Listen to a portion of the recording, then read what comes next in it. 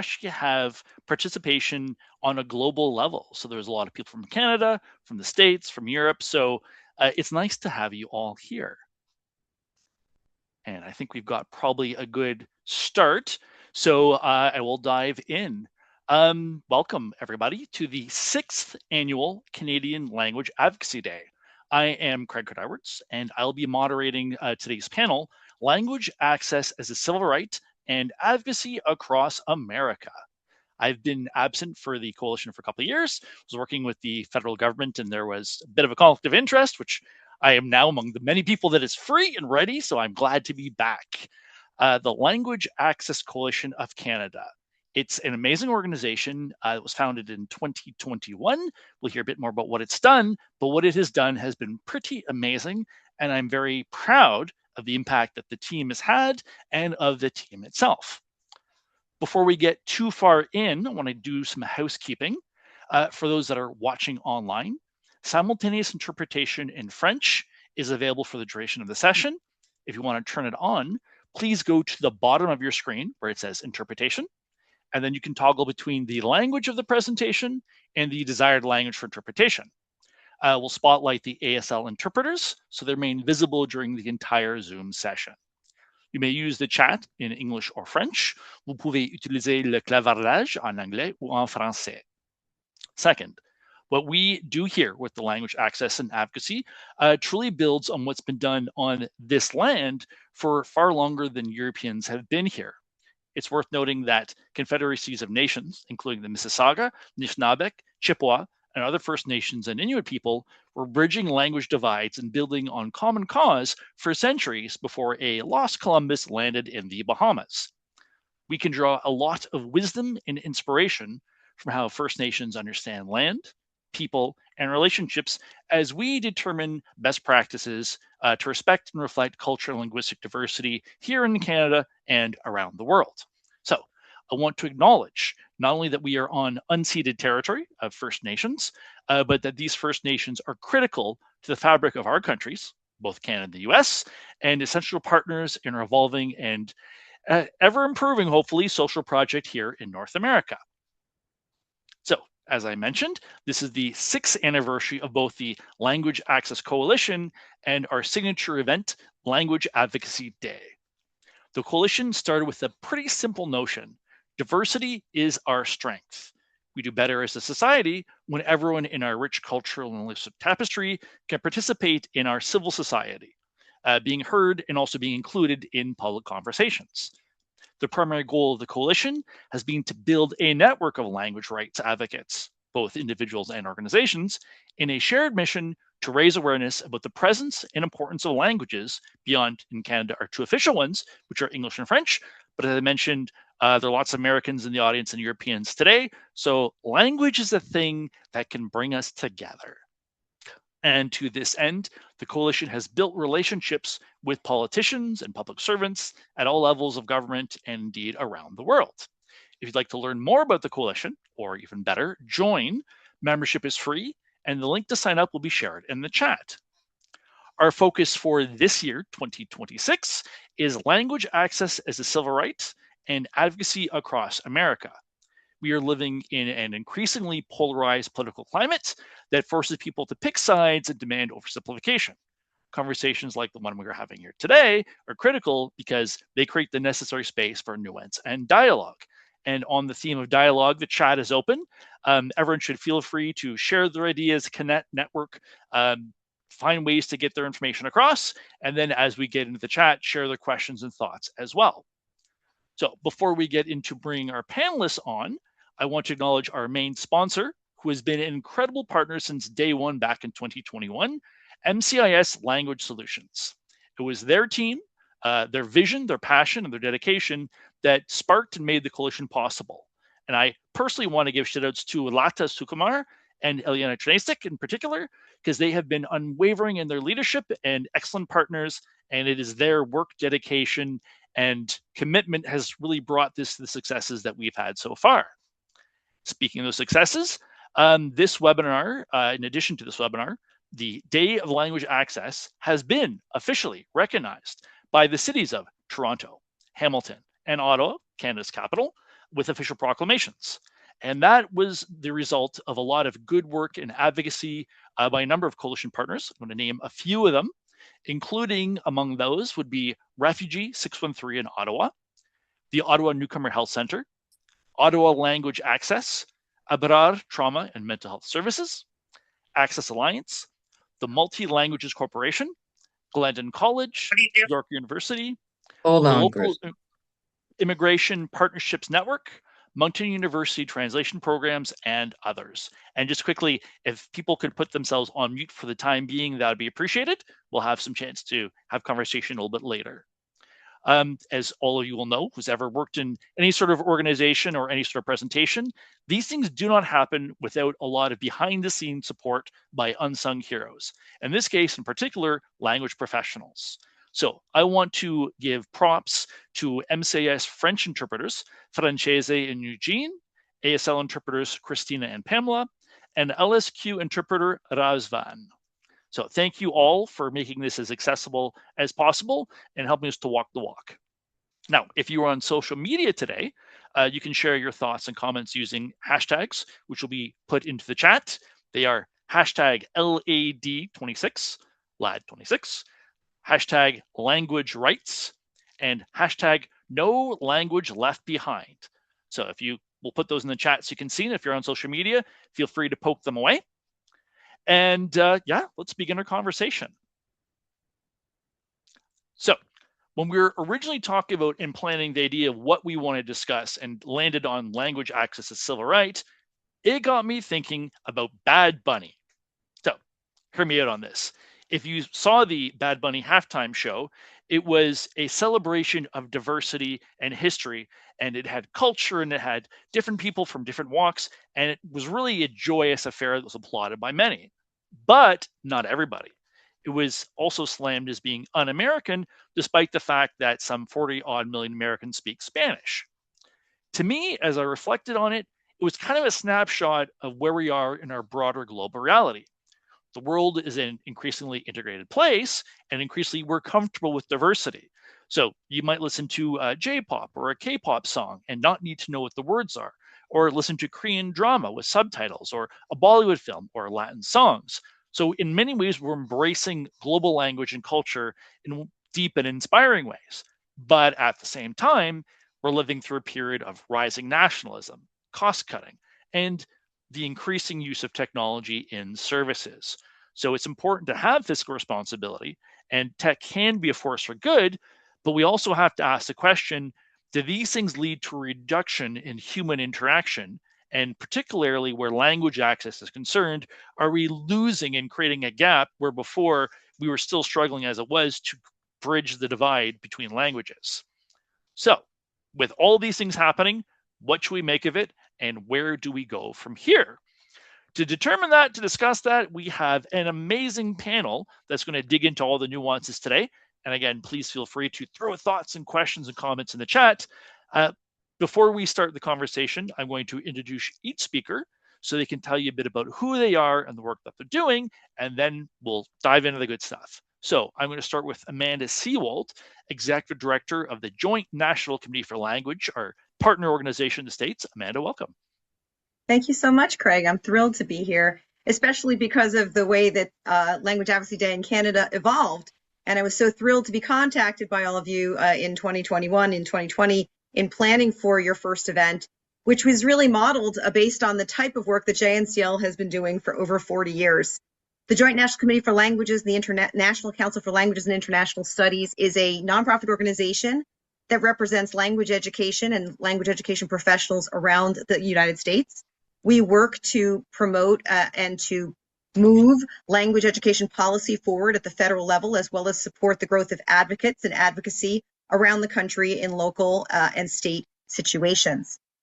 What I will say is that for over 40 years, close to 46 now, we have been running Language Advocacy Days in Washington, D.C., working to ensure that our politicians, that our lawmakers have an understanding of the importance of language education and of multilingualism, and that we are moving forward the ideas and policies that are necessary to create an infrastructure that recognizes language as an economic imperative. that recognizes language as a national security imperative, and mostly that is really seen and consistently protected as a civil right here in the United States. This is something that, of course, we continue to face challenges with, but that's a very important part of what we do. And I just also want to say that my work for over 20 years has been, in addition to working as a language advocate, is to work on the ground as a language advocate, developing programs, language programs in schools across the United States, and working to develop teachers as well as programs that promote language proficiency and help multilingualism be more of something you associate with Americans and that you don't necessarily see across our country the way that we should in our educational system. So thank you for having me here. I'm looking forward to the discussion.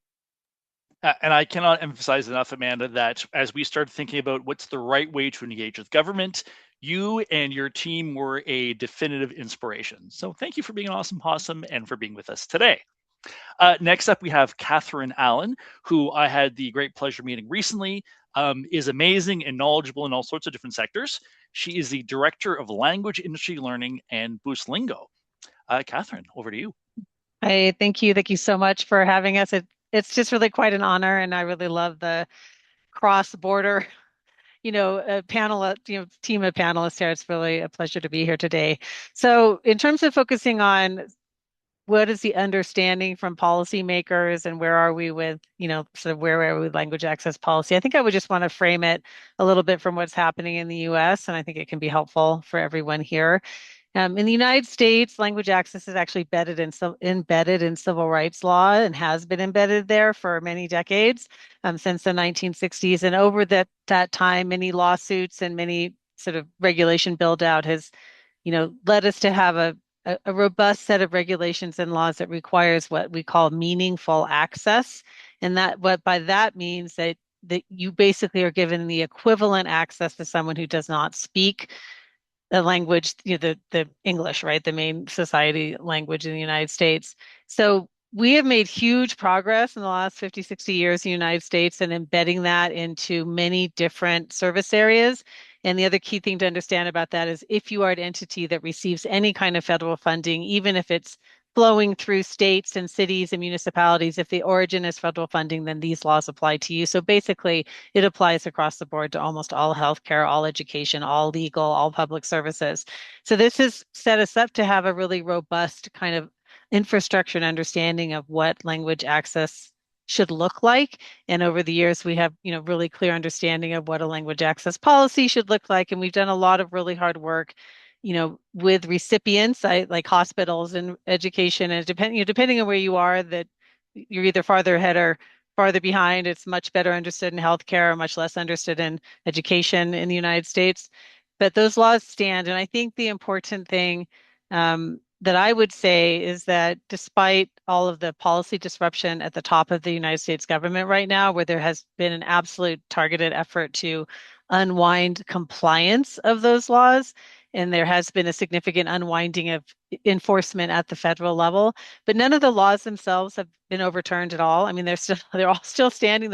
All the compliance is still needed there. So the laws themselves stand. And the other thing that we have, I think, that's really supporting language access right now, despite how hard it's been, I think, for many of us in the United States, is that you have 45 states with language access laws. You have many municipalities that have specific laws around providing access, including big ones like Washington, D.C. and New York and San Francisco.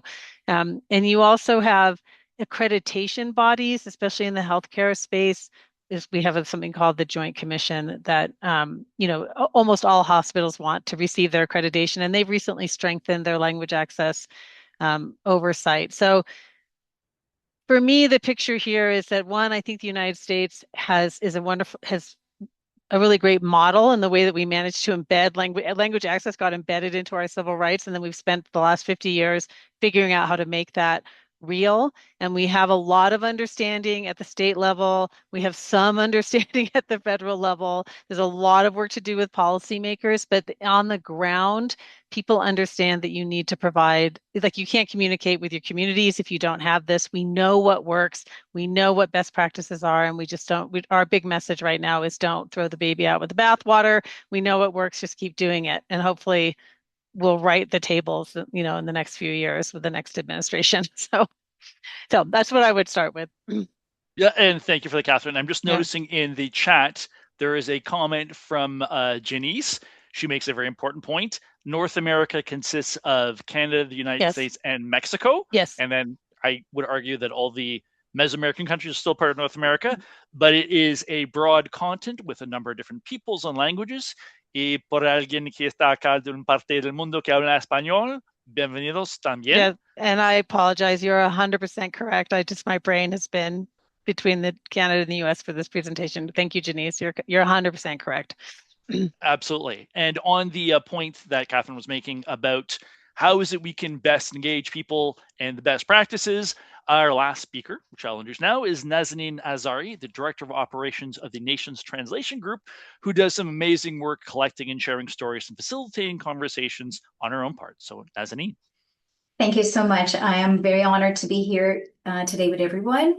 So I am a visual artist and a director of product operations with over 12 years of experience in data analytics and multilingual global product development.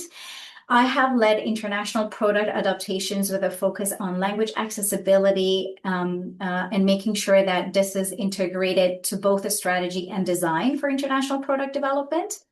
Today, I focus on building AI-powered solutions for language industry, streamlining localization and international workflows while ensuring accessibility and governance remain central. Now, throughout this talk, I will be emphasizing on the fact that language access is not a courtesy, it is a civil right.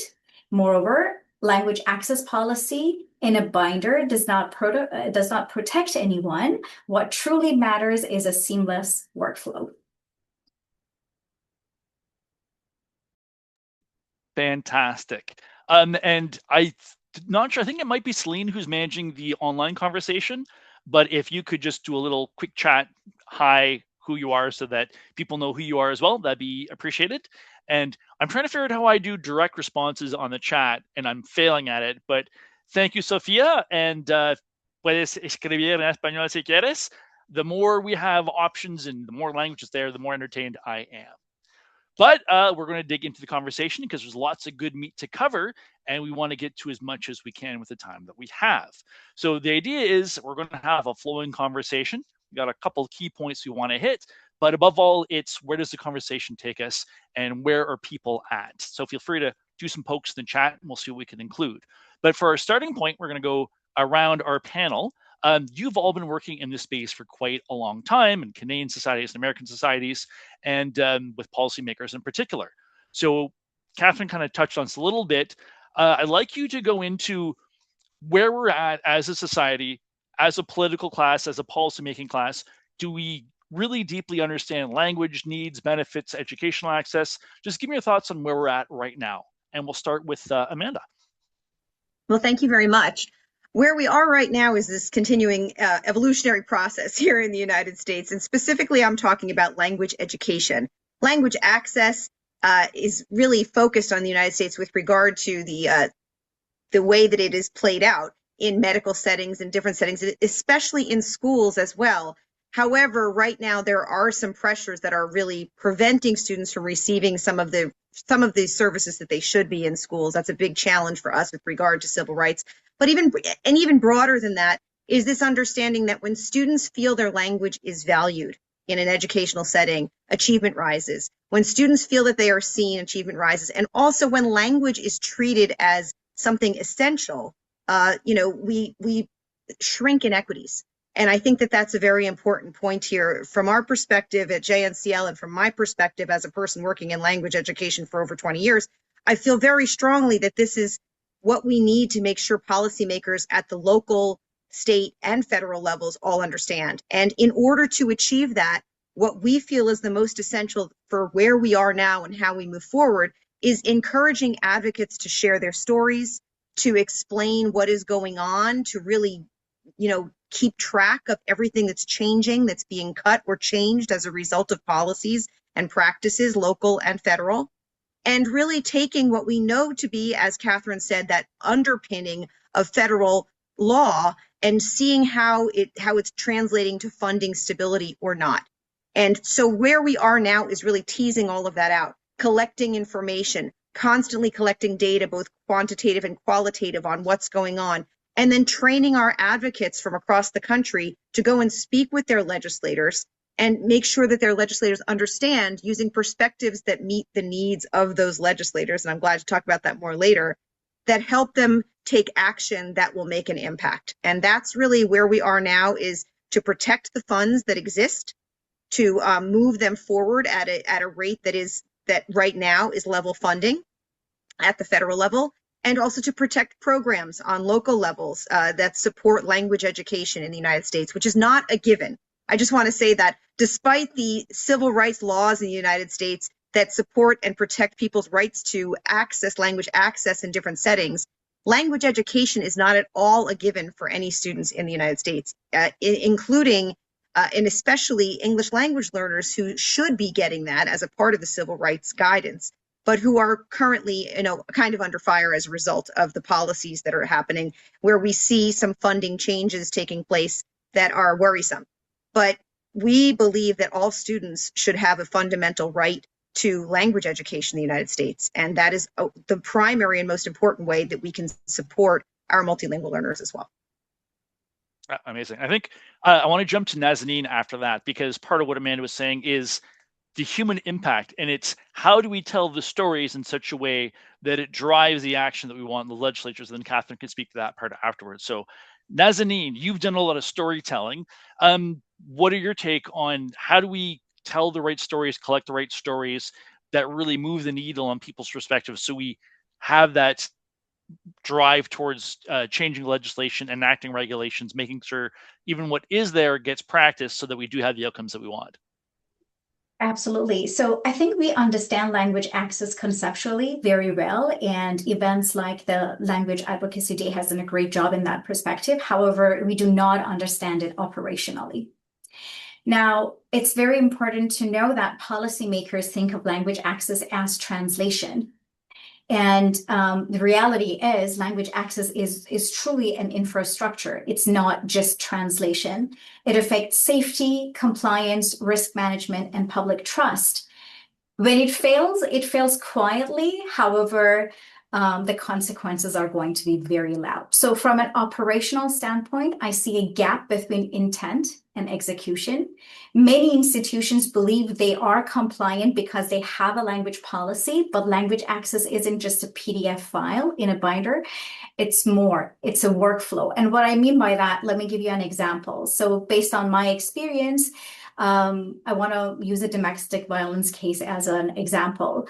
Think of a survivor that is going to call a shelter or a police service, where interpretation is technically available, but if the frontline staff does not proactively offer it, or if intake forms are only in English, or if interpretation is delayed for whatever reason, the survivor may minimize details or just disengage entirely. On paper, access existed. However, in practice, safety depended on how quickly and seamlessly that language support was activated. So when language access fails in those moments, it doesn't show up as a translation error somewhere. It shows up as someone returning to an unsafe environment as a consequence. Yeah, and when we first started doing this, I remember a couple of specific stories that came up, mostly in the healthcare setting, about emergency doctors that were having to drop what they're doing and run down to someplace else because they spoke a language, and although services were available, the right pathways weren't followed, or kids being forced to translate cancer diagnoses to their parents. And when the resources are available, we'd rather avoid that. We'll come back to that a little bit later. But first, Catherine, legislation, regulation, and enforcement. What do we got? What are we missing? Yeah, thank you. I mean, I know I jumped in a little early in my first response, so I'll just follow up. I think following up on what's been said so far, I think language access advocacy and success in actually making the policies turn into real life services for people is kind of an evergreen effort. You always need to be educating. You have to educate every new generation of politicians, every new education of interpreters, every new generation of service providers inside, schools and hospitals and education. I think that's always been the biggest challenge. I'd say in terms of what's happening in the United States right now, it is really quite horrific because a lot of language access has gone away right now functionally with some of the, especially on the education side and in immigration courts. The places where the federal government could cut most effectively, they have, and it has led to a lot of decrease in programs and a lot of people scrambling on the ground to at least try to preserve what they've had. So I don't want to sugarcoat anything. I think there's a really good model there, and we have the bones there. But as Anita is saying, it's like you have to keep at it over and over and over and over with every new generation and every new go around. So I'd say that on what I'm seeing in the US and and at least right now is definitely the crisis has led to a lot of renewed collaboration and the creation of new groups. We have a new group that formed last year called the uh, National Language Access Coalition, which has people from across all the states really paying attention to this. I'm seeing the professional associations really boost up their advocacy and try to chase down all the really awful laws that are being proposed at the state level and do advocacy. And I just think when it comes to having that visibility with policymakers, you need all of it. You need, what Amanda said, you have to go to the legislators, talk to them. You have to go every year. You have to re-educate their staff every year. And then we just have to keep pushing and providing tools from right on the ground with everybody fighting the good fight to provide the language access all the way through our associations and our educators and trainers. I mean, I know it's kind of it's nothing mind bending to say that, but it is where we're at. I mean, it's important to say it because things Yeah. work a certain way until they don't. Yeah. And when they stop working, then it's sort of why and what do we do about it? So I'm very much interested in the goodwill and the things that are created, but how they're not necessarily getting across. And then that information piece, and Amanda, I'll get you to speak to this next, because there's lots of traffic and lots of noise out there. And sometimes the anti-diversity voices might speak a little bit louder than the diversity actually is a benefit and we properly support it, whether it is on learning languages or providing language services, it makes a difference. So, because Amanda, you've done a lot of work on this, speak a little bit about how you're engaging, how you see the way that people are engaging with public policymakers is changing, and sort of what you see as hopeful right now. Well, thank you. What I would start with is just to say exactly, I want to talk a little bit about what you said. Right now in the United States, language education is really kind of targeted in a very specific way because of three different pieces of policy being put forth by the federal government. I mean, the first you mentioned is the anti-DEI stance, and understanding that even certain words being used in grants, being used in school policies, the word bilingual in some cases has been, identified as a problem. Looking at multicultural, these are challenges for us as language educators to start. So language access and language education are both kind of at risk with regard to funding possibilities when that is a focus. The other piece is that education as a whole in the United States right now is really being, adjusted in ways that are traumatic, frankly, regarding the Department of Education and the cuts to the guidance and the expertise that is required in order to fulfill the guidance from our laws on civil rights.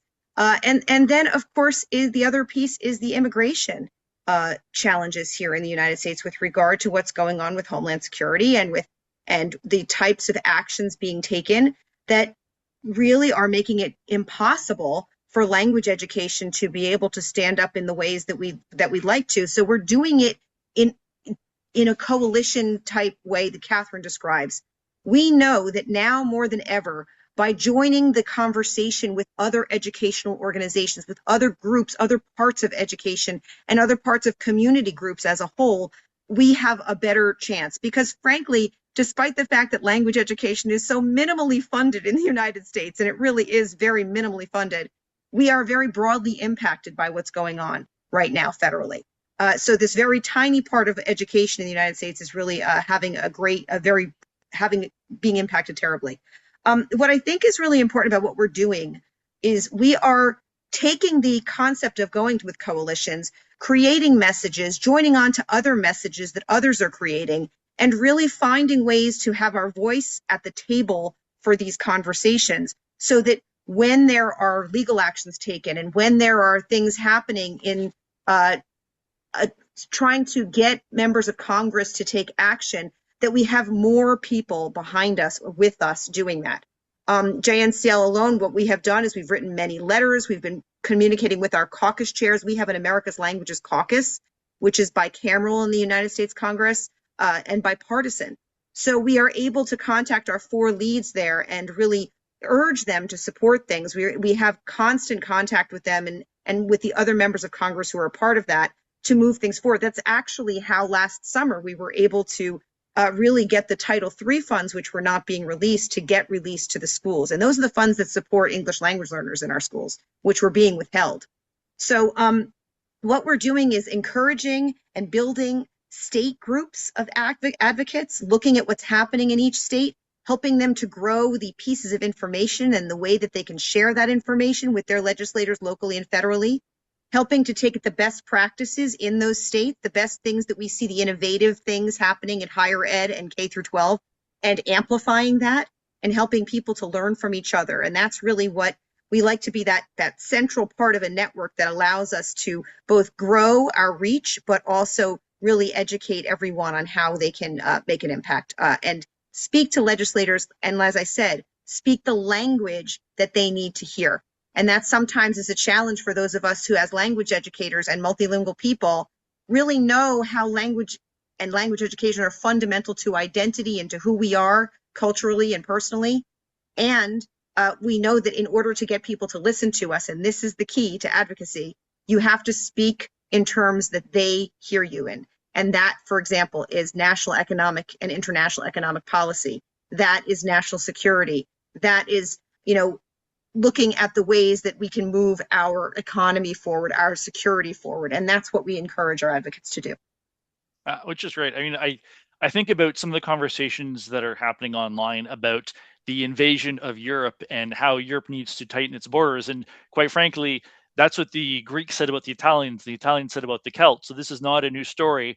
And the very language that we're trying to defend, English, is a hodgepodge of multiple different languages and different ideas that allows for more interpretation, allows for more thought because of the diversity.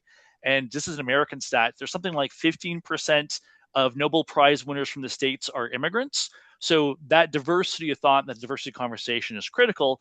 But as you said, when you're speaking to policy, you're speaking a language. So how do you take the pros, the cons, the carrots, the sticks, and create not just the economic story, but the personal story that's going to hit them at a level that they can understand, feel heard, feel included, and want to push that forward? And Nazanin, a lot of what you do ties into that bucket. I'm looking over here because I've got my 2 screens open. So if I'm not looking at you, I'm actually looking at you. And if I'm not, I'm looking over here. But talk to me about the stories that you're collecting and how you feel what are the best practices in terms of narrowing down those human stories, but as Amanda said, bringing them forward in a way that's going to have that policy impact on the decision makers? Well, I think one of the ways that we can make impact and making sure that the policies that we are developing are going to be practical for individuals' use is to see building public trust and making the means for civil right a transactional sensitive matter. So we need to have data analytics and measurement in place for policymakers to be able to measure and see the effectiveness.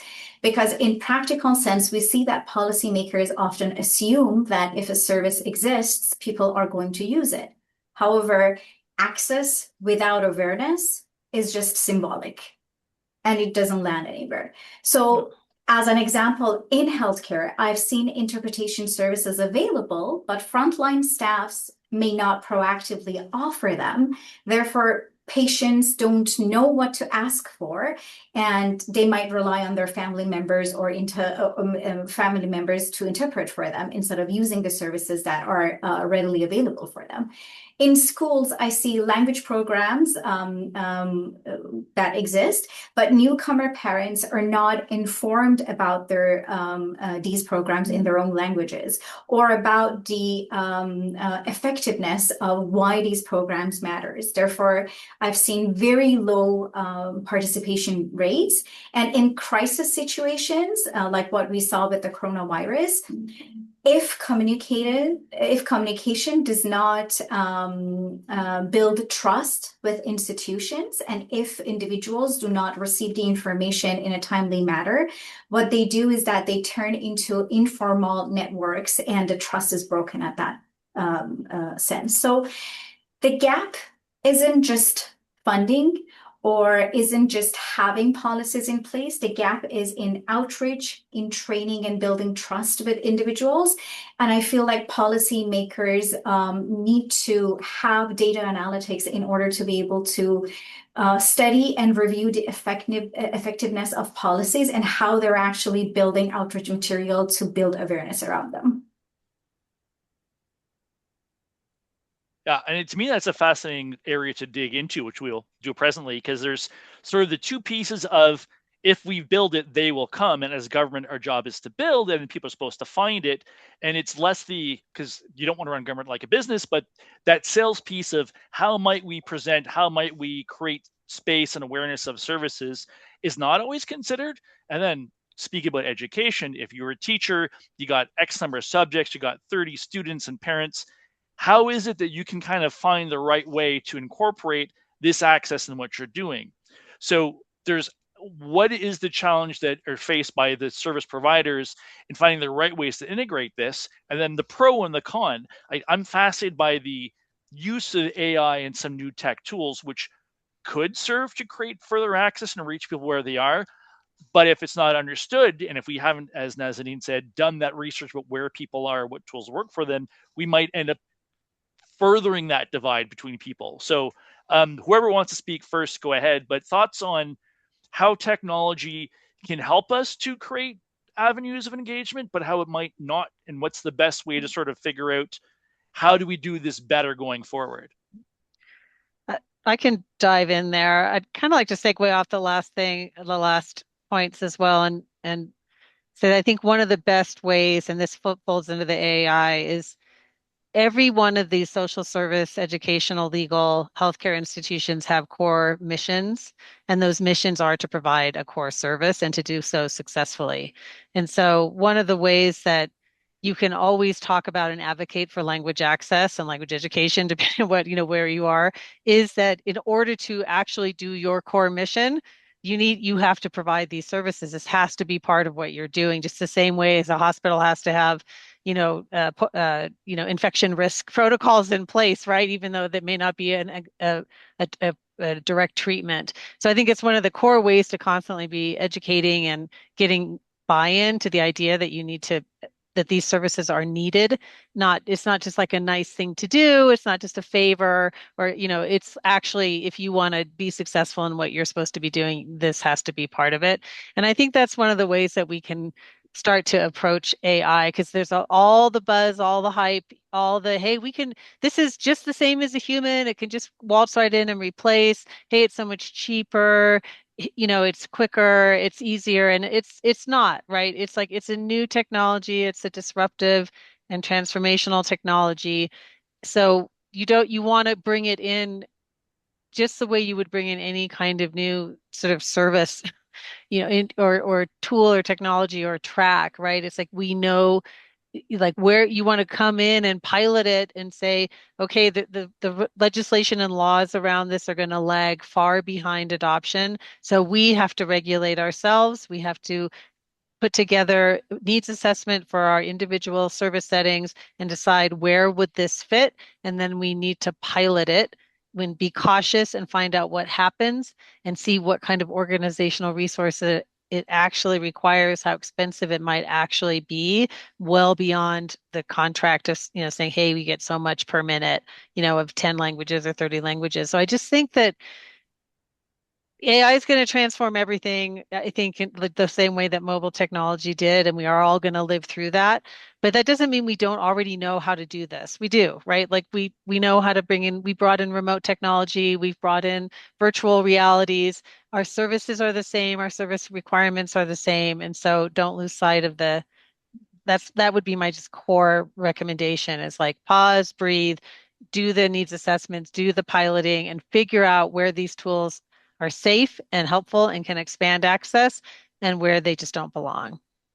Craig, if I could, can I jump into that a little bit? Yes, I completely agree, Catherine. And in working with teachers in programs across the country, specifically language programs, but teachers in educational settings have been grappling with the use of technology for years now. And it's about the balance, right? And so I think there's a good model there in the intentional use of technology as an assistive tool, right? Thinking about where and when and how and why you're using it at any time. And that's what I tell teachers all the time is don't just use some new fun technology in your classroom just because you want to use it, but think in terms of how is it making an impact? What is your goal with it? And I think that's true for language access. I think it's extremely important for language education as well.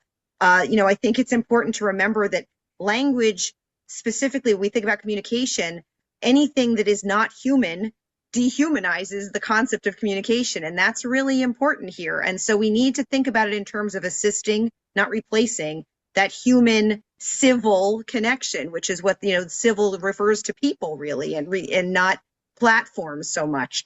And I think that that's really, it's thinking about it in terms of support. I often tell teachers that it's like if you had someone who could help you, if you really had a teacher's assistant all the time, which is very uncommon in schools, as anyone would know, this is how you can look for that support, the ways to differentiate for your students, the ways, and that is true for language access as well, I believe. Like, how are we meeting the needs of people and students specifically in order to make it assistive and not replacing that human connection?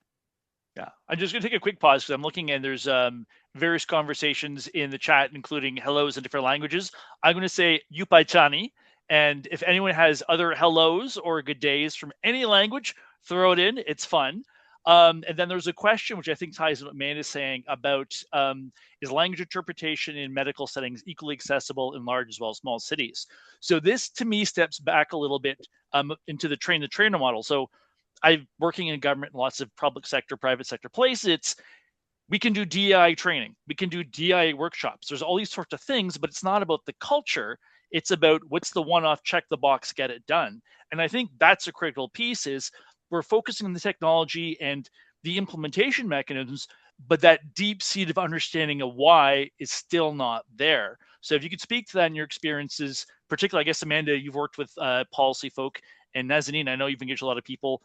How are you getting it across so that it's not just a one more thing on my to-do list, but there's a deep level understanding of why interpretation, language, communication matters? Take it away, Nazanin. You can lead. Actually, I think Amanda should go first. Oh, there we go. Okay, sure.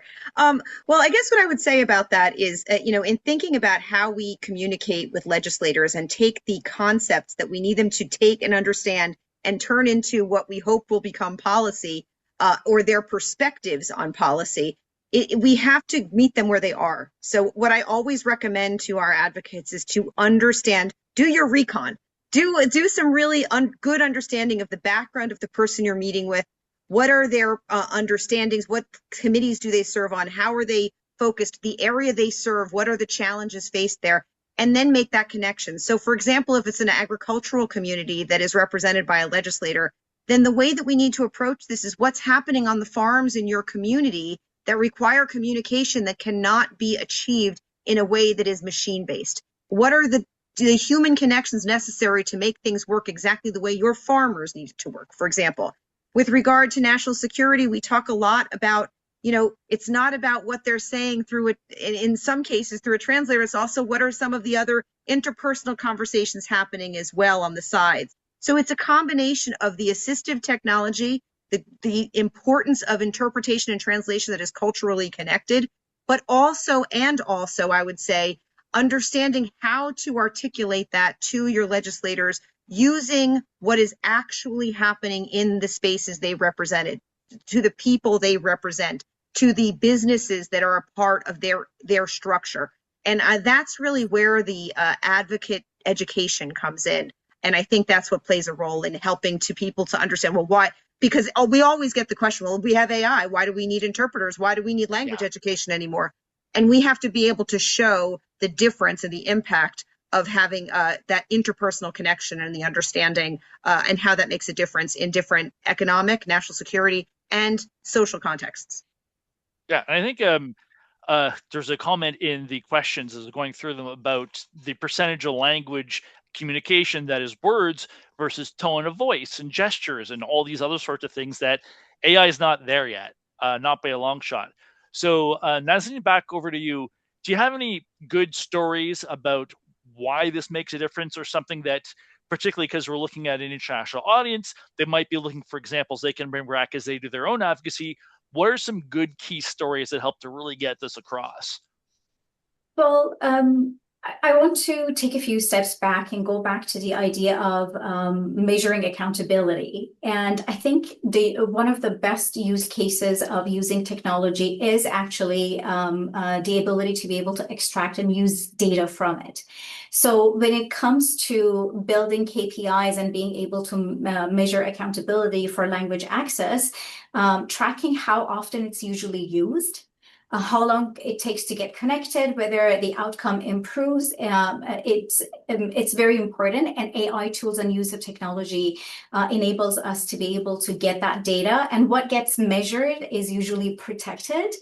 Now, going back to your question, one of the main risks that we see when it comes to building language accessibility and making sure that all services are readily available to the public is one of the biggest challenges that we're having is the budget cuts. So, and the enterprises or governments' willingness to use AI to replace humans as translators when it comes to seeing language accessibility just for translation. And unfortunately, during the budget cut times, language access becomes framed as optional, and that builds pressure. When government cuts services, language support is often treated as a cost center rather than a civil right. So at the same time, what we want to do is to present this reality as a real opportunity. So technology allows us to expand multilingual access faster and more affordably than before, where smaller institutions or smaller departments of the government can now provide their outreach material in multilingual content, where this was not possible to be practiced before. There's also an opportunity where AI deploys where if the AI is deployed responsibly, it can be treated as a replacement. Oh,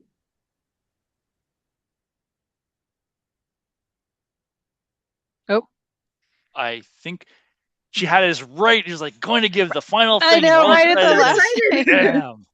So Well, hopefully she comes back. yeah. I think this is fascinating though, and there was a comment questions. If I scroll back up here about technology, language access, advocate for better training AI models.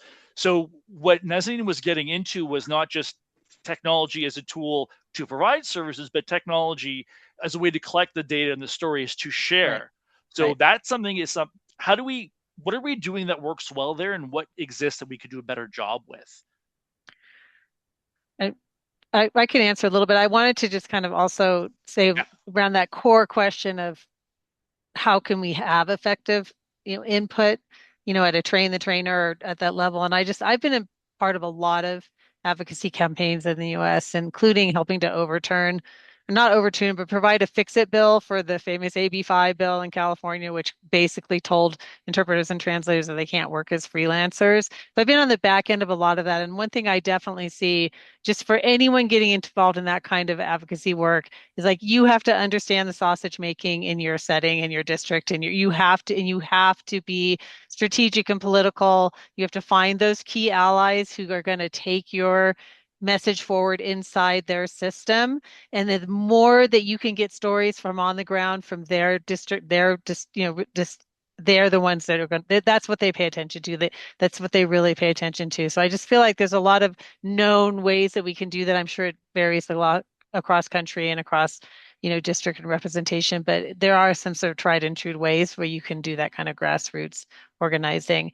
But, in terms of the story gathering, I think one of the biggest barriers you have to gathering the stories you need is that very rarely is the outreach done in a way that will reach the target communities? So I've also been on the back end of a lot of surveying and trying to get, feedback from immigrant communities. And really the most successful thing is to get people on the ground, go to where they are in person, in place. And even if you're gathering it through AI, you have to have somebody walking people through the tech platform to get their answers, right? Like I just have, so AI is going to help us a lot in the sense that we can hold focus groups and, get the full transcript and analyze it and do all that. But I just don't see a way around actually getting on the ground face to face, building the community. You have to have the connection to the community that's authentic and real and human to be able to even go in and ask questions before people are even, especially in the kind of climate we have right now, Right. at least in the US, like no one's going to talk to you unless you have to be really safe and trusted first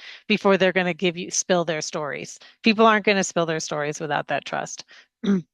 Absolutely. I would have to say I really agree with that, Catherine. And from the work that I'm doing, even with a school district in the United States that has a federally funded grant and is doing incredible work to support military connected students as well as the students across their community, which is somewhat agricultural as well.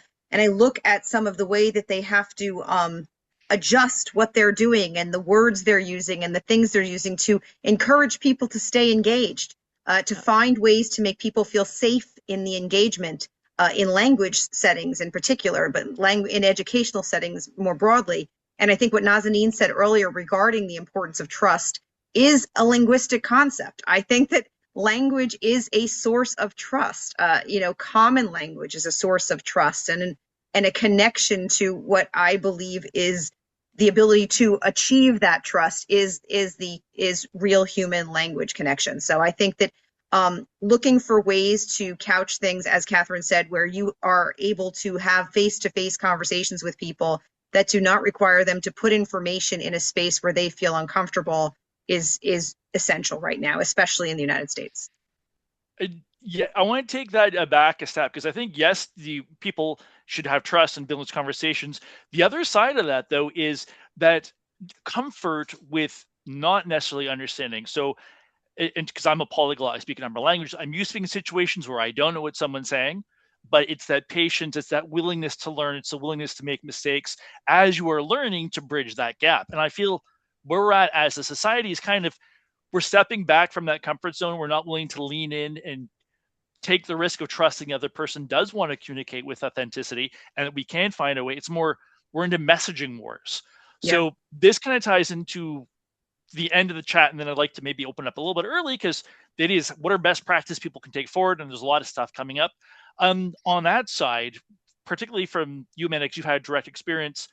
What do you bring to the table in the way that allows for these conversations, particularly with policymakers, to happen in a way that they do feel like they can be open and engage? Well, I think that it's both from the perspective of policymakers and all of those who are making decisions in different levels of government and community situations, even like a superintendent in a school district or a principal, thinking in terms of what are we doing that provides them a pathway to explain things to the broader public they work with, to be able to articulate how making an investment in language and in supporting the languages of their community or supporting language education, which actually, Craig, what you just said about the way that polyglots have the ability to have perspective on situations where they're uncomfortable. To me, that is the justification for every student in the United States, for example, should be learning a second language, right? That is specifically a part of what global citizenship is, what the ability to work across different understandings and perspectives would be, and that's how we would grow a stronger citizenry, number one, but certainly a stronger educational model. But what I think here is that the looking at how we protect people to be able to actively engage, and every legislator really wants people to engage. Every decision maker wants people to engage, or they can't do their job. And I think that despite what we see going on in the news in the United States, there is still a great deal of pressure that is happening from people, especially those of us who stand in a position of privilege, which I want to acknowledge, to be able to speak for those who are maybe not as able to speak up right now. And I think that's true, especially for students. And so I want to take a moment to say one of the most powerful things that we can do to engage decision makers is to get student voices involved. Students of all ages, students of all backgrounds, and students who really have a desire to be engaged in community work and potentially in their society as a whole moving forward. They're the future, right? It seems crazy to say now, just to say something like that, but it's really true. It's the present way that we get people to listen. After all, they are also the future voters for the people who are making decisions. So that is also important, which is why our Language Advocacy Days, which will take place March 9th and 10th in Washington, is focused on from every state for every student. So from every state for every student. And we will have students from middle school all the way through grad school who will be in attendance with our adult advocates from around the country. The point is that when we bring students to legislative offices, when students get to tell what matters to them, we see a very different face of what happens in the office, what the decision-making process is. And so I think that that's one of the ways that we can do responsible advocacy, is to make sure that different voices can be heard. Yeah, I think it's, you mentioned it, we can walk and chew gum at the same time. I speak English, I speak French. I've not lost any of my English culture because I speak French. If anything, it's like a salad. I have a tomato, but now I've got a lettuce and a cucumber. I don't lose, I only gain. It's not a pie, it is a cornucopia. So I love the salad metaphor. And I love that idea about empowering voices. So it's not necessarily how do we speak for them, it's how do we, in positions of privilege, open the door so they can step forward and speak themselves. So, and on that note, there's been a number of different comments and questions. With sort of an idea, I want to know what people would like to know from our distinguished guests about things that they can take forward to do work in their own communities to open some of those doors. Now, I saw we had a lot of questions from Janice. Janice, could you take some of your ideas and put it into one clear question or a comment conversation point, and we'll run with that for a little bit? If you're there. Can other people take off their No, I don't think so. Aren't we in webinar mode? Okay, in that case, let's go through. And if you do have questions, Janice, if you have something specific you want to put in the chat, I'd love to sort of hear some of other people's questions. Because again, to me, the big point of this day is we're doing advocacy. There's some best practices, some challenges we recognize. What can we empower you folks to do? And again, I would highly encourage everyone to reach out to Amanda and find out more about what's happening in March and how they can support. Reach out to MCIS and the LAC, Language Access Coalition of Canada team, about things that you can do, best ideas, practices. And the more we all raise our voice together, the harder it is to ignore us. Right. Absolutely. I wanted to jump in quickly and just get Jim looking at some of the questions and comments. In terms of the support and what you have, I wanted to mention the Safe AI and Interpreting Task Force AI Interpreter Tools Evaluation Toolkit. So I'm a co-founder of the Safe AI Interpreting Task Force, the task force that lifted up when ChatGPT came up, and we've been really focused on trying to provide both ethical guidance and practical tools for people who are we're going to see this implementation come in across the board. And, we wanted to have an interpreting focused voice to try and get ahead of it a little bit, because implementation is just going to so far outstrip any kind of actual regulation. So that toolkit is available at Safe. I couldn't hear sorry. You. Yeah. She's muddy. I'm muddy. You want a towel? Stay down. Don't even think about it. Okay, so we've got people. I think we have people off mic. Okay, you can still hear me, right, Craig? So yes, I just wanted to say you. that there's a Safe, and for our interpreters as well, Safe AI in Interpreting Task Force. There's a toolkit that has 5 comprehensive checklists, so that no matter what kind of organization you go in, when you're evaluating an AI vendor, you know how to both evaluate your organization readiness for it. You have very specific questions that you would ask the vendor that would push back on their, hey, this does everything claims, and make them actually show you data and answer the harder questions. It has toolkits for how to determine the risk that you're in your own organization. Like, okay, what is the risk of implementing this in our services? So it's meant to be just any lay person can use it. You don't really have to understand AI at all to be able to go ahead and plan for how to integrate. So I wanted to share that, and it's, if someone wants to put it in it's Safe AI If you just look up Safe AI Toolkit, it'll pop up and it's free to download, free to use, free to adapt, free to do whatever you want with it. So I wanted to suggest that as a resource that we have. And then another person mentioned about why don't we train AI for better cultural understanding. And I can tell you on the back end as well, because am working for a technology company right now, that is happening. So these tools will get better, which both encourages me and scares me because as they get better, it's going to be harder to say, no, don't use them. But there is a lot of cultural and even sort of conversational training going on in the back end for these dialogue. Like AI doesn't do well with consecutive. It does much better with simultaneous, with limited, obviously, with all kinds of caveats to that statement. But they are going to get better. So the more we have, everybody needs to pay attention if you are involved in language access and have an answer for how you think these things should be addressed, because it's coming in. It's not gonna, we can't prevent it. It's coming in. It's like computers. So Absolutely. yeah, anyway, I'll be quiet. Yeah.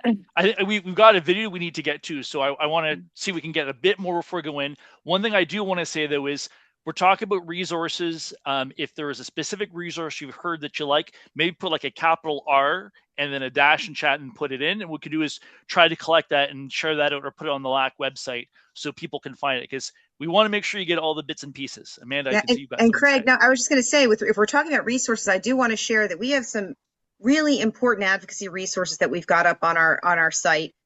There is an advocacy page in our website, and if you look at the resources on there, you'll see we've published 2 reports, one on language education in higher ed and one on language education K through 12. And these are really wonderful snapshots of what's going on across the United States and how programs are both facing challenges, but also innovating to grow and sustain their models and really becoming models for others. So that's one thing. The other is we also have an advocacy toolkit, and our advocacy toolkit takes you almost like on a choose your own adventure, where you can look at it and say, what am I trying to achieve? With whom am I trying to speak? And you basically click on the things that will assist you, and it takes you all the way through it. It's actually founded on the principles of can-do statements, which we use in language education. So it's really very user-friendly, and I encourage you to take a look at that, because the fact is that advocacy that makes an impact is dependent on data, consistency, and presence. And that's where what we're doing as advocates, what Catherine's describing, what we're talking about is making sure that you not only take that leap to have something that you share once with people, but you have this consistent presence that allows decision makers. And I say decision makers because I think, yes, we want to meet with legislators. You want to meet with your parliamentarians. You want to meet with them. And you also want to make sure that there's evidence-based information that you can share with those making decisions in other spaces that affect the policies you care about and the people you care about. So I want to say that. And the biggest challenge here in the United States, of course, has always been that we walk this line of considering language education, language in general, as an extra. And that is something that, Canada has had, a much better perspective on for years. And there's no way to deny that multilingualism and the concept of language as a perceived value, infrastructure-based value for our country and for our nation is something that we continue to battle for, frankly. And so nationalism is a threat to that. And it's something that we work to change. It's something that our advocates continue to work on. And looking at that through the lens of how do we articulate these differences, I really believe that those toolkits that Catherine mentioned, that I mentioned, are such important resources on helping you hone your information, your data, and your stories. Yeah, I think when my background in politics, there's always a specific line, facts tell, stories sell, and you need both. So I would absolutely encourage, get the data, share the data. And there were some comments about data security and safety. Totally understand that. What is it that can be shared amongst folks so that you've got the right statistics and numbers? But then, and Nazanin will get you to speak to this in a second, and then we'll think about what are we going to do in the years to come. What are the specific stories that you've experienced that really resonate? So like, I love the one that I had of a translator that just happened to be visiting a family relative in a hospital and heard from the room next door that a woman in a hospital bed was saying, I want to be kept attached with with the machines, whatever she had, and her son-in-law is saying, "Oh, she wants the plug pulled, she wants end of life care," and the translator ran and said, "No, no, no." Those kind of things happen. Those are impactful stories, but you don't always have all those. What are the sort of stories that you get that are useful? So there are many examples of that. For example, I've been an interpreter I was overhearing a conversation in English, and the target language was going to be Punjabi. I interpret in Farsi and English and Farsi. And I happened to be at the hospital, and I saw a doctor trying to help a patient that spoke Punjabi. However, a family member was there to be able to interpret instead of having an official interpretation services for whatever reason. And I overheard the doctor giving instructions about how when the patient was going to be released, their use case of the medication, and how they were going to actually monitor some of the risks involved. And the family member was interpreting all of those in the wrong sequence. So the wrong sequence, because I can understand Punjabi a little bit, so I could tell that the sequence of the medication that the person was supposed to take in whatever doses was being interpreted wrongly, and then the actions that this person needed to take in terms of some physical practices that they needed to do in order to maintain their health was also being interpreted wrongly. So this was one of those moments where I could not really interfere because I did not speak that language fully, so I wouldn't be able to perform the act of interpretation, but I had to let the healthcare provider know that I don't think that what you were saying was translated correctly to the patient. So maybe the best way to do, and maybe the best way to go, is to call an interpreter. And surprisingly, the healthcare provider looked at me and she said, "Do you think that's really necessary?" And I had to say, well, alternatively, you might want to repeat everything and make sure that the person who is interpreting for you understands what you were saying before.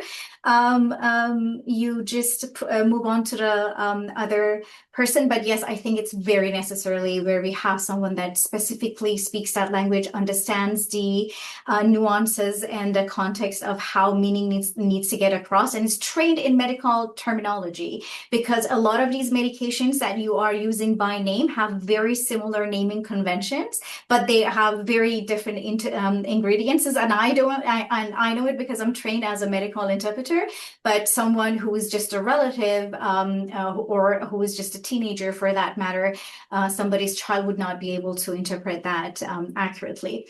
There has also been situations where I've been involved in domestic violence situations, and unfortunately, a family member was brought to the scene to interpret for that person alongside me as an interpreter, and this was something that the person had consented to. But every time they made a comment and they tried to reveal a story, or they tried to reveal a fact about how they have been oppressed or abused, the family member would make facial expressions that made the person omit details. So I had to take action at that point and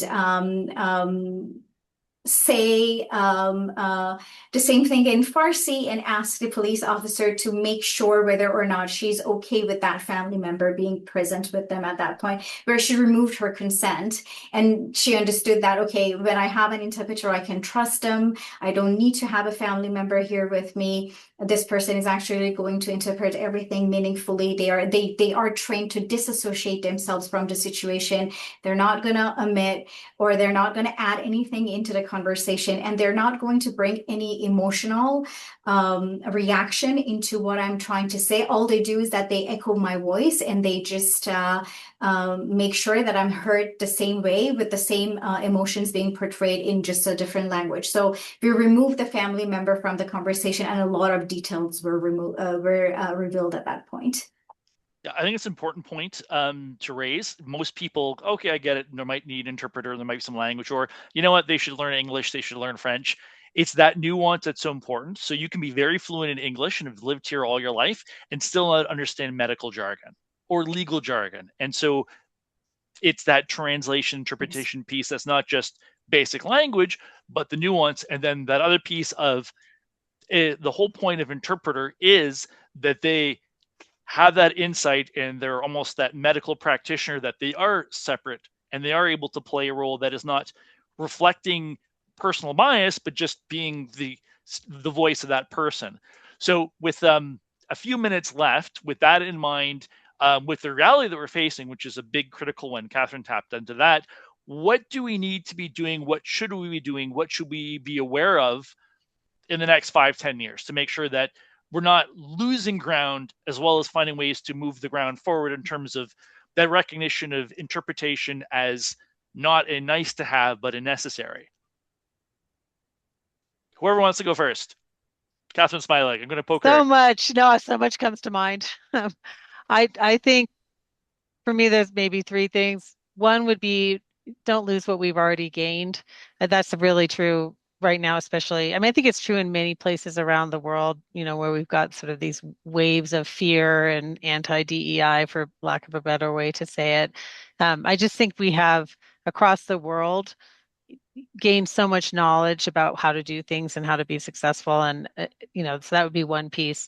I think another piece would be, we have a real crisis in our professional associations, actually across the board, at least with professional interpreting and translation. There's a lot of drop in membership of many associations around the world, but definitely in the US and places in Europe are struggling with membership, struggling with funding, struggling with the ability to kind of do their basic work. And I think when you add that to sort of the pressure that AI is going to be putting on our industry, um, finding ways to, kind of reboot and update and evolve and modernize our professional associations, I think is really important, because at the end of the day, they're the last line of defense when things really start. We're the professional associations are the one tracking the field, and they are the ones who can call attention to issues and continue to push it out. And so, for everybody attending, if you belong, great,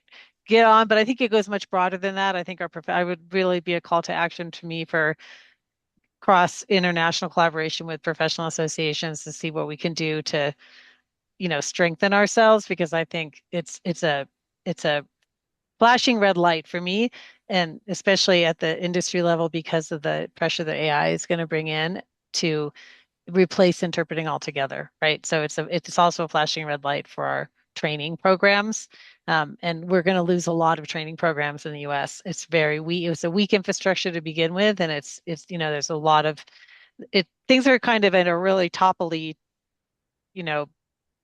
moment. So for me, don't lose what we've done, and let's really support and grow and build and strengthen the organizations we have in place, and continue to really build out our ability to advocate in a much more powerful way. And I think I've seen a lot of growth in collaborative advocacy across the board, and that's so much more effective than small advocacy bits and pieces here and there. So I guess those would be my three things. Yeah, the coalition's a big thing. One thing that happened Yep. recently in Canada was there was a website that had information about national parks that was just discontinued, but someone recorded it and put it all down before it was Yeah. lost. So how might we collectively not lose resources by ensuring that they remain available, whether they're funded or not? So I don't have an answer. Yeah. That's something to think about. Well, I'll give one quick answer and then I'll be quiet. That is one Cool. of the main things that the new association, the National Language Access Coalition that formed in the US, and I have to find the website for it, but there is a website, and one of the things the first thing it did was to archive all of the existing federal guidance on language access in the United States that got pulled down off of the federal websites. And so all of that is available in a single place. So I think these archival efforts and having, meta sources where we can maintain this language and maintain these resources. Like we have let's use technology to our benefit, as we were saying earlier, and archive these things and get them up and post it out. I love that. And I think, Amanda, did you have a thought to carry on I mean, that? I was just going to quickly say that I think I completely agree. We've been doing the same thing, archiving things from the Department of Education that have been taken down, and making sure that these resources are available to people who need them. As programs are being shut down, we're documenting those programs, what they've done, what they have, in order to ensure that the information and the models that have been created as a result of the investments in these things are protected. And that's how we create a blueprint for rebuilding. And that's a very important part of advocacy, is seeing down the road and understanding that it can't be something that you do just in the moment when there's a problem, but that you do it proactively, that you're a backstop for sure. You're, as Catherine said, you're that last backstop that exists between, destroying programs and opportunities and, keeping them and sustaining them. So the three priorities are protecting funding where it exists, protecting policies and laws where they exist now. And then for us, it's treating language education as a national resource and a part of national infrastructure need for all students, and showing that, that importance, and really helping to build a sustainable multilingual workforce pipeline that really helps to broaden the understanding of the economic imperative behind language, in addition to the social imperative that it has. So those are the three things that I would say. And, I don't know whether you're looking for kind of closing thoughts now, but you let me know when you think. And I have a few things that this conversation has been really wonderful. So. Yeah, so I think we've got an announcement we need to get to in a video before that. So I want to say that while this conversation we do have to wrap up, there's no reason we can't continue it through other channels, or if there's interest, we can always do more chat. So if you reach out to the people that you reach out to Amanda and Catherine and Nazanin and to the Language Access Coalition, say, we want more of these. There's no reason we can't figure that out. And then, yes, make sure that you're connecting with each other as well. So before we wrap up, and again, any questions that we need to answer, put in the chat. I would like to get one, if we can, or two at most. What should people be doing after they get off the call? What is the action that they should take that helps move the ball forward? And we'll go around from Catherine to Amanda to Nazanin. You're on mute. Apologize for that. I guess it depends on what role you have as you're listening to this, but I think for me, it's just be informed. Like, just, it doesn't mean absorb everything, but find the sort on LinkedIn, if you're on LinkedIn, or your professional association, or Google alerts, or whatever it is, but like, pay attention to the broader field you're in. Pay attention to if you're a healthcare interpreter, pay attention to healthcare, and also healthcare interpreting, not just in your own area, but in general, right? Like, just with the knowledge is our, we can't kind of speak from ignorance. We have to understand what we're talking about. And that includes, I guess my second one would be, if you haven't started playing with AI, go play with it. Know what you're talking about. Use it, test it, play with it, make it interpret for you, make it translate for you. Don't come from a place of knowledge. Yeah, it's a tool. Absolutely play with it. Yeah. Amanda. I would say, certainly one of the most important things you can do is do a personal inventory of who you know and what they do. Because sometimes the people who will be the most important contacts and conduits for the information that you need to get out there for people, and the way that you can advocate best, will be someone you knew back in high school who did shows with you, or did something, and now isn't a journalist and is in a position to help you amplify a position that is extremely important. So remember to speak outside of your choir, is what I want to say. I mean, we're all speaking the same language here today, and it's so important. One of the most powerful things is knowing that there's someone in a different space that you can educate on these issues. Because, as we know, language is power, right? And if we protect it and we pay attention to what's going on, as Catherine said, subscribe to news briefs. JNCL is a news brief we encourage you to subscribe to, so that we can keep you up to date.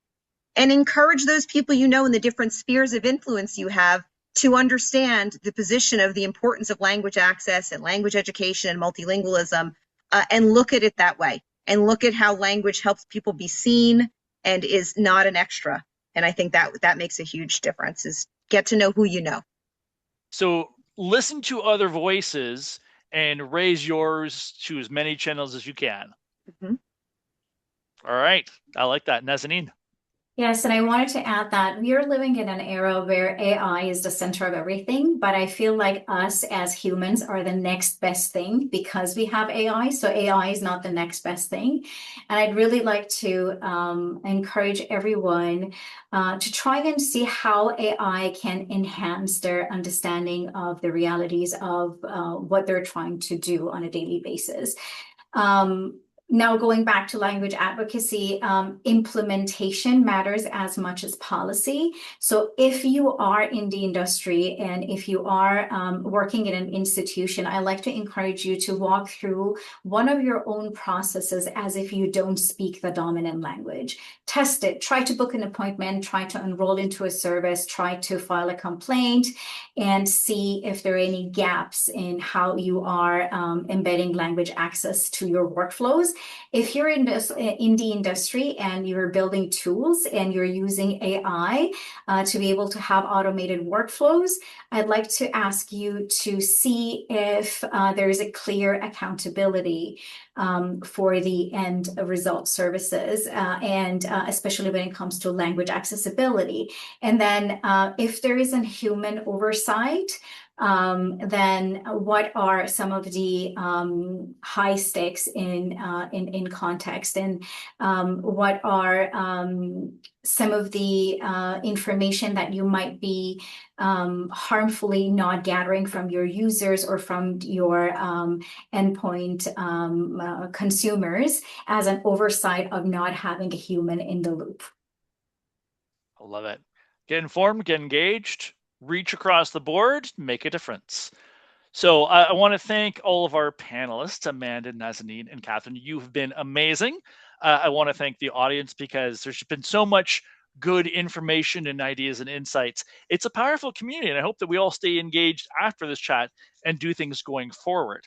So right before I have the privilege of introducing a special guest that has a special announcement, we have a video to watch. So I would encourage everyone to stay around for that.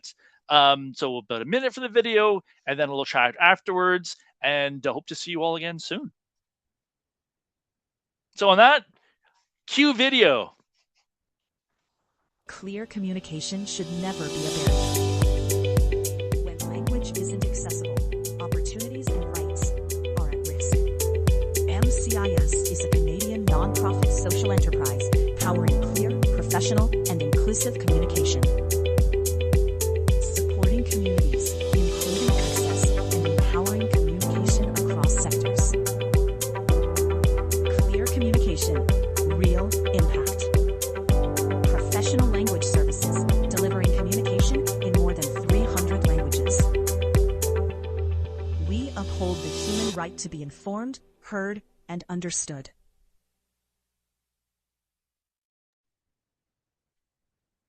So we've got some little notes there of different places you can reach out. And now I have the great honor of introducing Lata Sukumar, who is the director at MCS Language Solutions and a dear friend, an amazing human being. And she's got something, a little surprise announcement for us. Take it away. Anyway, thank you all for taking the time to be with us for this wonderful conversation on linguistic access, something we're all so passionate about. I want to acknowledge all of you panelists for the depth of today's conversation. You've shown how language access and education is not only an economic imperative, but is embedded in human and civil rights laws, and as a result is embedded in service delivery in all sectors, education, health, legal, and social services. So even in this era of uncertainty where language education and language access is targeted, especially south of the border in an anti-DEI stance with immigration challenges and cuts to language and all education, it was reassuring to hear from Catherine, for example, who has tons of experience campaigning and advocating, that the laws that deliver these guarantees are still standing in the US. I'm so glad to hear that. I like that you see opportunity in this era of disruption, Catherine, and we've done this before, so we can do it again. So we need to pause and breathe, and we need to keep advocating strategically, find champions for grassroots campaigning, and have in-person conversations with whoever we can talk to.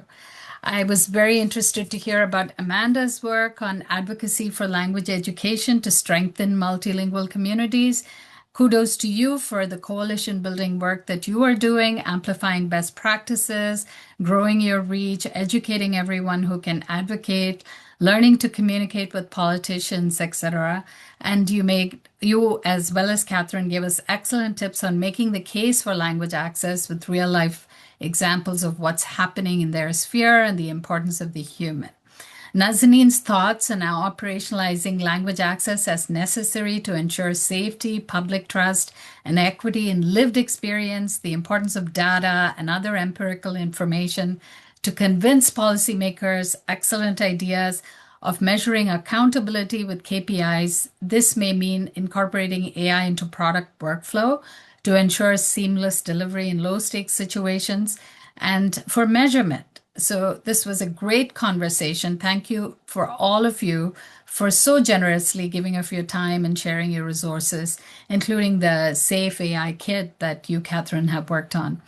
So I want to also thank Craig for your thoughtful questions, your excellent facilitation. Thank you so much. You always come through in an excellent, great way. Now, we at MCIS are proud to sponsor Language Advocacy Coalition of Canada because it is a prerequisite for equity, dignity, and meaningful participation in civil society, as you all know. And you have, expressly said it's your life's work. I like what Amanda said, language is a source of trust. And I like what Catherine said about let's not lose what we have gained. And I loved Nazanin's idea about walking, through a situation as if you were not a language, English language speaker and seeing where the gaps in service are. So I want to speak a little bit about microgrants that MCIS Language Solutions supports community, for community-led initiatives. I want to speak to that. But before that, I'm excited to announce and express immense gratitude to the Mayor of Toronto, Olivia Chow, and members of Toronto City Council for proclaiming February 22nd, 2026 as Language Advocacy Day. Now, this proclamation affirms a very powerful principle, which is access to information and services, that it should never be limited by language. In one of the most diversities in the world, linguistic inclusion is not optional, but essential for equitable governance, public safety, and meaningful civic participation. So we're very thrilled with that. Now, over the past 2 years, MCIS supported 6 language microgrant programs. In 2025, the recipients included Reception House, Waterloo Region's Skills Speak, Voices at the Margins, and it was a $10,000 AI-powered language training tool. It was for an AI-powered language training tool supporting refugees with low or no literacy. Christina Raymond's Scaling Interventions to Support Multilingual Learners in French Immersion Programs got a $5,000 grant. And Advancing Equity Through Evidence-Based Educational Strategies and Nitone Tan, led by Tiara Openswa and Buddy Moran of the Keas Newa Geeks Network, a $5,000 grant. This is for community-led Indigenous language revitalization initiative using digital storytelling. So together, these projects reflect the creativity and leadership driving language advocacy across Canada. And building on this momentum, I'm pleased to share that the next microgrant cycle of 26-27 is now open, and link to the page is listed in the chat, I believe. And we look forward to at MCIS, supporting a new cohort of innovative language access, community-driven ideas in the year ahead. So thank you so much. Thanks. Over to you, Craig.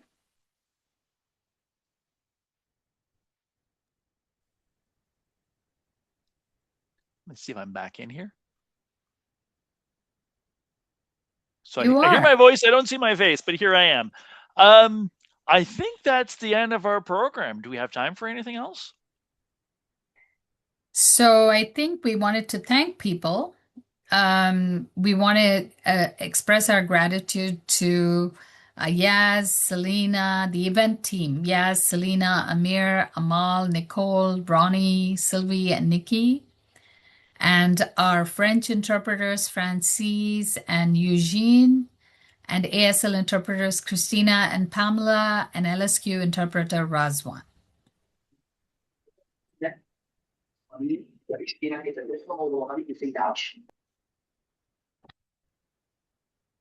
Finally, All right, of yes. course, we want to thank everybody who attended.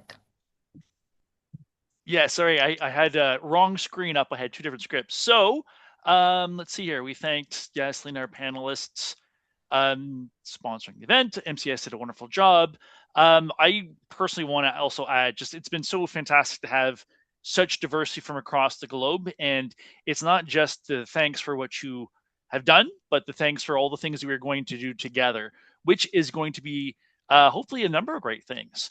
So that's where we get into our next steps of what we can be doing. For those of you who are attending from Canada, if you reach your MP, there is a link that we're going to be providing, and you can send a ready sent letter.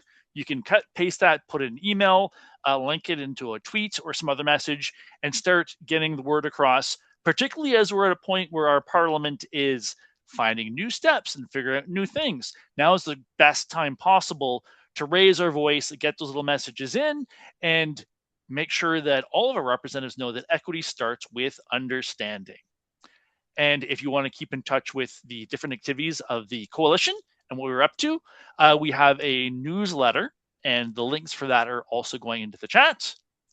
And if you want to get involved with initiatives that are designed by the coalition, we do have a sign language equity in technology forum, and we have an interpreting safe AI task force, AI interpreting solutions toolkit, which are available. And those will also be put in the chat. And if you want to help and contribute global language rights, please connect with organizations like Amnesty International, Translators Without Borders, Nad Takalam, or the Global Coalition for Language Rights that is currently looking for volunteers. And again, this would not have been a thing without all the support of all of you today and previous years and for the years to come. So thank you again for attending us, and happy Language Advocacy Days 2026, wherever you are celebrating.